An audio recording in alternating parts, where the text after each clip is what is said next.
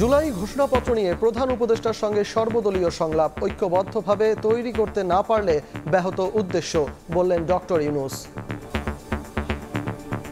আমরা একতাবদ্ধভাবে আছি এবং কিভাবে সেই একতাকে মানুষের সামনে প্রকাশ করব, এই 5 অগাস্টকে রিক্রিয়েট করব, সেটি এখন আলাপের বিষয়বস্তু হবে। ঘোষণাপত্র নিয়ে একমত সব রাজনৈতিক দল, জানালেন আইন উপদেষ্টা। ঐক্যে যেন ফাটল না ধরে পরামর্শ বিএনপির। সব মৌলিক কাঠামো অন্তর্ভুক্তি চায় জামায়াত। যদি কোনো রাজনৈতিক দলিল ঐতিহাসিক দলিলে পরিণত হয়, সেই দলিলটাকে অবশ্যই আমরা সম্মান করি।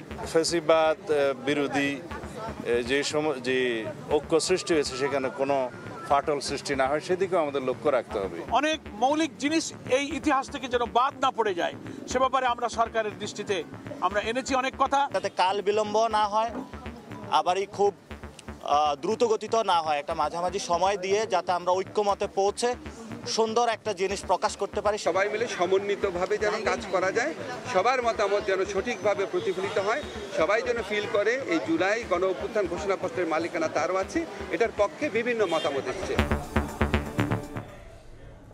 দেখছিলেন প্রধান শিরোনাম সন্ধ্যার সময়, সঙ্গে আছি আমি সজল মিত্র রিচার্ড। এবার অন্যান্য শীর্ষ সংবাদ।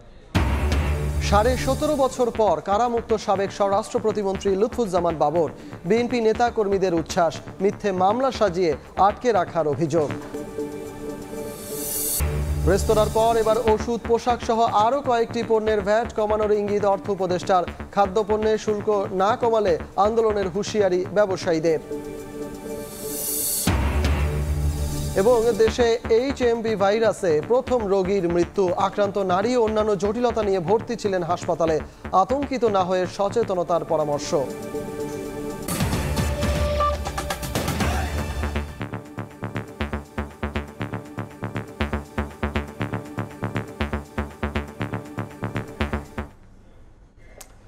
সবার মতামতের ভিত্তিতে জুলাই ঘোষণাপত্র প্রকাশ করতে চান প্রধান উপদেষ্টা ডক্টর মোহাম্মদ ইউনূস।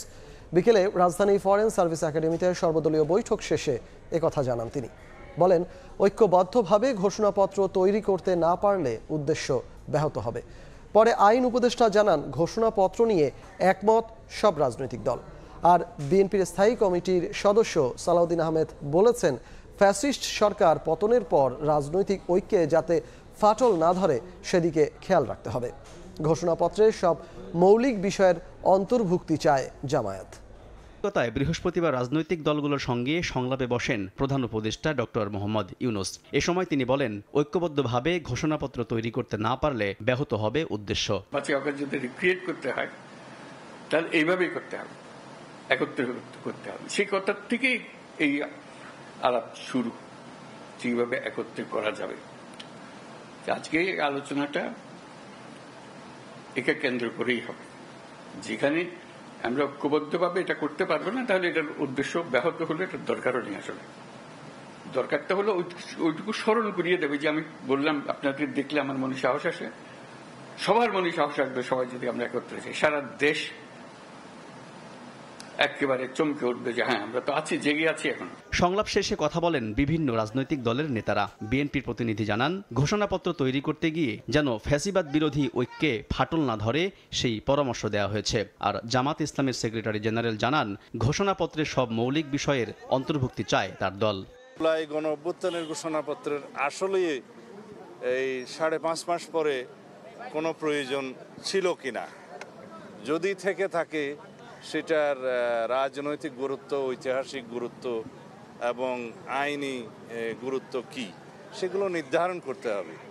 এবং যাতে এই ঘোষণাপত্রকে কেন্দ্র করে ফ্যাসিবাদ বিরোধী যে ঐক্য সৃষ্টি হয়েছে সেখানে কোনো ফাটল সৃষ্টি না হয় সেদিকেও আমাদের লক্ষ্য রাখতে হবে। জুলাই অভ্যুত্থান পরবর্তী রাজনীতির গতিধারাকে একটা ঐক্যের পথে পরিচালিত করার স্বার্থে বস্তুনিষ্ঠ সত্য তুলে ধরে ধারণ করে একটা জুলাই অভ্যুত্থানের ঘোষণাপত্র প্রণয়ন করা হোক, এ ব্যাপারে সকল দল আমরা একমত হয়েছি। কাল বিলম্ব না হয়, আবারই খুব দ্রুত গতিতে না হয়, একটা মাঝামাঝি সময় দিয়ে যাতে আমরা ঐক্যমতে পৌঁছে সুন্দর একটা জিনিস প্রকাশ করতে পারি। আইন উপদেষ্টা জানান, ঘোষণাপত্র নিয়ে সব রাজনৈতিক দল একমত, তবে প্রকাশে কিছুটা সময় লাগতে পারে। সবার অবদান ঠিক মতো করে বলতে হবে এবং এই ঘোষণাপত্রের ধারাবাহিকতা ঠিকমতো উল্লেখ করতে হবে।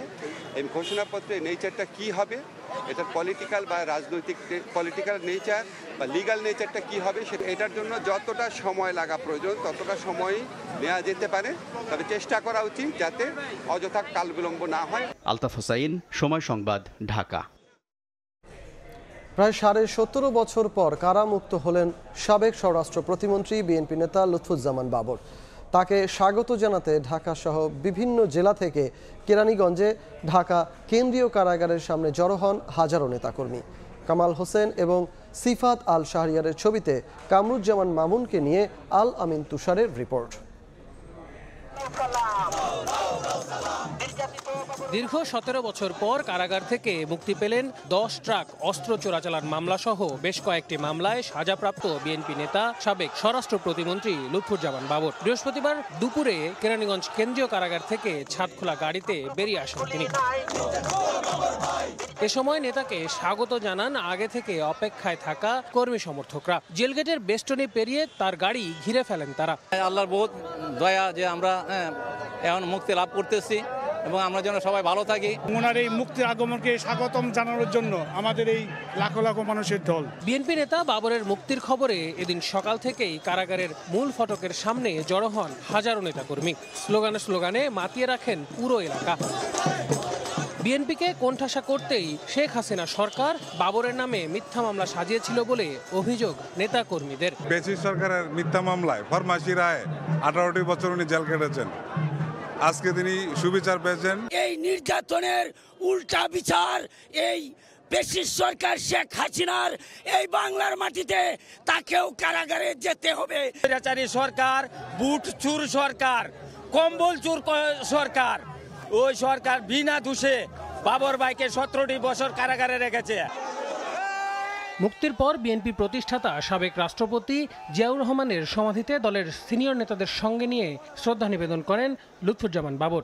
এ সময় দলটির স্থায়ী কমিটির সদস্য নজরুল ইসলাম খান অভিযোগ করেন, রাজনৈতিক প্রতিহিংসার কারণে বাবরকে 17 বছর কারাবন্দী থাকতে হয়েছে। তাকে মিথ্যা অভিযোগে অন্যায়ভাবে রাজনৈতিক প্রতিহিংসার বশবর্তী হয়ে কারাগারে আবদ্ধ রাখা হয়েছে। লুৎফুজ্জামান বাবরের মতো ভবিষ্যতে যাতে কেউ এভাবে ক্ষতিগ্রস্ত না হয় সেটা নিশ্চিত করার জন্য একটা গণতান্ত্রিক মানবিক বাংলাদেশ গড়তে চাই। 2007 সালের 28শে মে গ্রেফতার হন লুৎফুজ্জামান বাবর। বেশ কয়েকটি মামলায় সাজাও হয় তার। আল আমিন তুষার, সময় সংবাদ, ঢাকা। 15.5 বছরে বাংলাদেশ থেকে 26 লাখ কোটি টাকা চুরি করে বিদেশে পাঠিয়েছে বিগত সরকার। এই টাকা দেশে ফিরিয়ে এনে জনগণের কল্যাণে কাজে লাগানোর আহ্বান জানিয়েছেন জামায়াতের আমির ডাক্তার শফিকুর রহমান। সকালে মাগুরা শহরের নোমানী উদ্যানে জেলা জামায়াতের কর্মী সভায় প্রধান অতিথির বক্তব্য দেন শফিকুর রহমান। দীর্ঘদিন পর প্রকাশ্য সমাবেশে ঢল নামে হাজারো নেতা কর্মীদের। আশেপাশের জেলা থেকেও অংশ নেন অনেকে। এ সময় জামায়াতের নেতৃত্বে আগামীতে সাম্যের বাংলাদেশ গঠন করা হবে বলে আশ্বাস দেন জামায়াতের আমির। বাংলাদেশের গত 15-15.5 বছরে 26 লক্ষ কোটি টাকা বাংলাদেশ থেকে তারা চুরি করে বিদেশে পাচার করেছে। এই সব টাকা জাল ফেলে তন্ন তন্ন করে খুঁজে বাংলাদেশে ফেরত আনতে হবে। আহত পঙ্গু ভাই বোনদেরকে কথা দিচ্ছি, তোমাদের স্বপ্নের সেই সাম্যের বাংলাদেশ গড়ার জন্য আমরা অঙ্গীকারবদ্ধ। এতে যদি আরো বছর লাগে অপেক্ষা করতে রাজি আছি, কিন্তু লড়াই ছেড়ে দেব না। এইচএমপি ভাইরাসে আক্রান্ত প্রথম রোগী মারা গেছেন। আক্রান্ত নারীর অন্যান্য জটিলতা নিয়ে ভর্তি ছিলেন মহাখালী সংক্রামক ব্যাধি হাসপাতালে। করোনার মতো ভ্যারিয়েন্ট পরিবর্তন না করায় এইচএমপিভি মহামারী আকার ধারণের সম্ভাবনা নেই বলছেন বিশেষজ্ঞরা। দেশে এইচএমপি ভাইরাসের সংক্রমণ রোধে সীমান্তে সতর্কতা জারির মধ্যেই এক রোগীর মৃত্যুর খবর এলো। বুধবার সন্ধ্যায় মহাখালীতে সংক্রামক ব্যাধি হাসপাতালে মারা যান কিশোরগঞ্জের সানজিদ আক্তার। এদিকে এইচএমপি ভাইরাস নিয়ে জনসচেতনতা তৈরি করতে বৃহস্পতিবার সকালে রাজধানীর বঙ্গবন্ধু শেখ মুজিব মেডিকেলে emerging Trends human metapneumo virus a new threat to Bangladesh শীর্ষক বিশেষ সেমিনারের আয়োজন করা হয়। এতে বক্তারা বলেন, এইচএমপি এইচএমপি ভাইরাসে আতঙ্কিত হওয়ার কিছু নেই। করোনার মতো এই ভাইরাস ভ্যারিয়েন্ট পরিবর্তন না করায় মহামারীর আকার ধারণ করার সম্ভাবনাও নেই। ডায়াবেটিস, উচ্চ রক্তচাপ, কিডনি, অ্যাজমার মতো যাদের জটিল রোগ আছে তাদের বিশেষভাবে সতর্ক থাকতে হবে। লক্ষণ অনুযায়ী চিকিৎসা দিলে এবং পর্যাপ্ত পরিমাণে তরল ও পুষ্টিকর খাবার খেলে রোগটি ভালো হয়ে যায়। একাধিক রোগে আক্রান্ত ব্যক্তি ছাড়া এই রোগ শনাক্তকরণের জন্য পরীক্ষা করারও প্রয়োজন নেই বলেও জানান স্বাস্থ্য বিশেষজ্ঞরা। তবে আক্রান্ত ব্যক্তিকে ব্যবহার করতে হবে মাস্ক। নতুন ভাইরাস না, করোনা সম্পূর্ণ নতুন ভাইরাস ছিল। নাম্বার 2, ভাইরাসগুলো কিন্তু ক্রমাগত তার চেহারা চেঞ্জ করে করোনা ভাইরাস। এই ভাইরাসটা স্টেবল, এত ফ্রিকোয়েন্ট চেঞ্জ হচ্ছে না। 3 নম্বর হচ্ছে এটা কিন্তু ওইটার মতো ভয়াবহ না, ওইটার মতো আবার ছড়াও না। যাদের আপনার প্রতিরোধ ক্ষমতা কম বা ছোট বাচ্চারা তাদের ক্ষেত্রে এটা বেশি ক্ষতিকারক। যদি কোনো হাঁচি, কাশি, সর্দি বা ব্রঙ্কিওলাইটিস যেগুলো আমরা বলি, নিউমোনিয়া যদি হয়, সেক্ষেত্রে আমাদেরকে সতর্কতা নিতে হবে। এদিকে আক্রান্ত রোগীর মৃত্যুর ঘটনায় দুপুরে স্বাস্থ্য মন্ত্রণালয়ে জরুরি সংবাদ সম্মেলন করা হয়। স্বাস্থ্য মন্ত্রণালয়ের বিশেষ সহকারী অধ্যাপক সাইদুর রহমান বলেন, ভাইরাসটিতে আক্রান্ত কেউ সাধারণত মারা যায় না। সানজিদা আক্তার এইচএমপিভিতেই মারা গেছেন কিনা তা এখনো সুস্পষ্ট নয়। এইচএমপিভির কারণে মৃত্যু হওয়ার ঘটনাটি বিরল। সুস্থতা, তার ইমিউন স্ট্যাটাস, তার অন্যান্য রোগের উপস্থিতি, এইগুলো নির্ধারণ করে এইচএমপিভি দিয়ে ওই মানুষটি আসলে কতখানি ঝুঁকির মধ্যে আক্রান্ত হবেন। এই ভাইরাসের ক্ষেত্রে মাস্ক পরা, বারে বারে হাত ধোয়া, এই দুটো কাজ যদি করা যায় এটা সংক্রমণের বিস্তার রোধ করবে। কোভিড কালে আমাদের যে প্রস্তুতিটা হয়েছে সেটাকে আমরা রিজুভিনেট করলে, অনফুট করলেই এটা প্রায় সিমিলার হবে বলে আমরা ধারণা করি। শিশু ও বয়স্ক ব্যক্তিদের মধ্যে যারা গুরুতর অসুস্থ অবস্থায় আছেন তাদের ইনফ্লুয়েঞ্জার টিকা নেওয়ার পরামর্শ দেন বিশেষজ্ঞরা। শিশু এবং বয়স্কদের জন্য বাড়তি ঝুঁকি আছে। আবু সাইদ নিশান, সময় সংবাদ, ঢাকা। রেস্তোরাঁর খাবারে আগের মতোই 5% ভ্যাট পুনর্বহাল করেছে জাতীয় রাজস্ব বোর্ড এনবিআর। এদিকে প্রক্রিয়াজাত খাদ্যপণ্যে বর্ধিত ভ্যাট ও সম্পূরক শুল্ক আগামী 7 দিনের মধ্যে প্রত্যাহার না করলে কঠোর কর্মসূচির হুঁশিয়ারি বাংলাদেশ কৃষি প্রক্রিয়াজাত খাতের ব্যবসায়ীদের সংগঠন বাপার। এমন দাবির মধ্যেই ওষুধ, পোশাক সহ বেশ কয়েকটি পণ্যের ভ্যাট পুনর্বিবেচনা করার কথা জানান অর্থ উপদেষ্টা। রাজস্ব আদায় বাড়াতে গেল 9 জানুয়ারি শতাধিক পণ্য ও সেবায় ভ্যাট ও সম্পূরক শুল্ক বাড়ায় জাতীয় রাজস্ব বোর্ড এনবিআর, যেখানে রেস্তোরাঁয় খাবারের ভ্যাট 1 লাফে 5% থেকে বাড়িয়ে করা হয় 15%। সরকারের এই সিদ্ধান্ত বিরোধিতা করে প্রথম দিন থেকেই তা প্রত্যাহারের দাবি জানান ব্যবসায়ীরা। এরই অংশ হিসেবে ভ্যাট কমানোর দাবিতে বৃহস্পতিবার দেশব্যাপী মানববন্ধন করেন তারা। এর মধ্যেই এনবিআর এর পক্ষ থেকে জানানো হয় আগের মতোই 5% ভ্যাট থাকছে রেস্তোরাঁর খাবারে। পুনরায় 5% ফিরিয়ে নেওয়ার জন্য সিদ্ধান্ত দিয়েছে। রবিবারের ভিতরেই এসআরও জারির মাধ্যমে পূর্বের অবস্থায় অর্থাৎ 5% ভিএটি হার আরোপ করা হবে। যদি সরকার 5% প্রজ্ঞাপন রোববারের মধ্যে না দেয়, আমরা সারা বাংলাদেশে একদিনের জন্য স্ট্রাইকে যাব।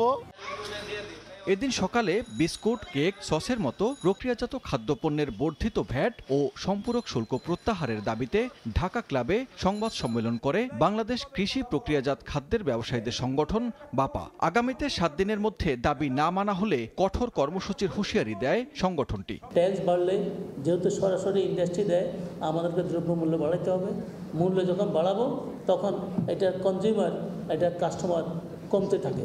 আমাদের একটাই বলার আছে যে এই শিল্পকে বাঁচান, এদেশের মানুষকে বাঁচান। এটা আম জনতার খাবার, বিস্কিট বড়লোকের খাবার না। 90% বিস্কিট উৎপাদিত হয় 5 টাকা, 10 টাকা, 15 টাকা। যখন দাম 20 টাকা হয়, 20 টাকা খাওয়ার মতো বিস্কিটের মানুষ বাংলাদেশে নাই। ভ্যাট বৃদ্ধির প্রতিবাদে যখন সরব বিভিন্ন খাতের ব্যবসায়ীরা, তখন বিকেলে সচিবালয়ে অর্থ উপদেষ্টা জানান ওষুধ, পোশাক সহ বেশ কয়েকটি পণ্যের বর্ধিত ভ্যাট কমানোর চিন্তা করছে সরকার। আজকে আমরা রিভিউ করেছি, কিছু কিছু ভ্যাটেরটা আমরা পরে জানতে পারবেন। আদেশ আসবে কয়েকটা জিনিস, অত্যাবশ্যক না, কিছু কিছু রেস্টুরেন্টের উপর আমরা বলেছি। তারপরে ওষুধের ব্যাপারে রেস্টুরেন্ট, পোশাকেরটাও কিছুটা, ইম্পোর্টেড ফরেন জুস, এগুলো আমি কেন কমাবো? ভ্যাট না বাড়িয়ে বিভিন্ন খাতে দুর্নীতি বন্ধ করে সরকারকে রাজস্ব বাড়ানোর দিকে মনোযোগ দেওয়ার আহ্বান জানান ব্যবসায়ীরা। সানবীর রূপল, সময় সংবাদ, ঢাকা। এ পর্যায়ে শীর্ষ সংবাদ জানিয়ে দিচ্ছি আরেকবার। ঐক্যবদ্ধভাবে জুলাই ঘোষণাপত্র তৈরি করতে না পারলে ব্যাহত হবে উদ্দেশ্য, বললেন প্রধান উপদেষ্টা। একতায় যেন ফাটল না ধরে পরামর্শ বিএনপি জামায়াতের। 17.5 বছর পর কারামুক্ত সাবেক স্বরাষ্ট্র প্রতিমন্ত্রী লুৎফুজ্জামান বাবর। কর্মী সমর্থকদের উচ্ছ্বাস, মিথ্যে মামলা সাজিয়ে আটকে রাখার অভিযোগ বিএনপি নেতাদের। এই ছিল সন্ধ্যার সময়ে, সঙ্গে থাকুন সময়ের।